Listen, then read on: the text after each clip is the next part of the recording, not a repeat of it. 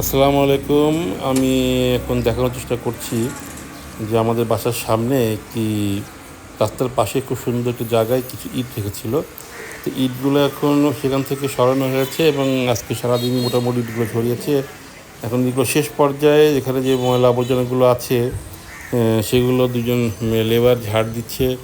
ঝাড় দিয়ে সুন্দর করে এই ময়লাগুলা, ইটের কুচিগুলো ছিল কিছু, সেগুলা এখান থেকে সরিয়ে একটি বস্তায় ভরে তারপরে দেখছেন পাশে আরও অনেকগুলো বস্তা আছে, অনেকগুলো বস্তা ভরা হয়েছে। আপনাদেরকে যা শেষ বস্তাটি ভরা দেখাচ্ছি।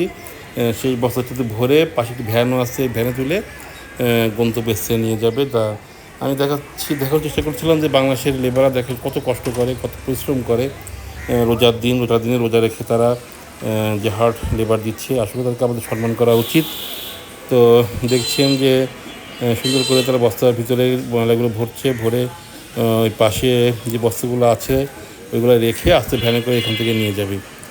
তো আমরা জাস্ট দেখালাম আপনাদেরকে কী করে বস্তা ভরে বস্তাটি কে পাশে নিয়ে রাখবে এবং পরবর্তীতে এইগুলা তারা ভ্যানে করে নিয়ে যাবে।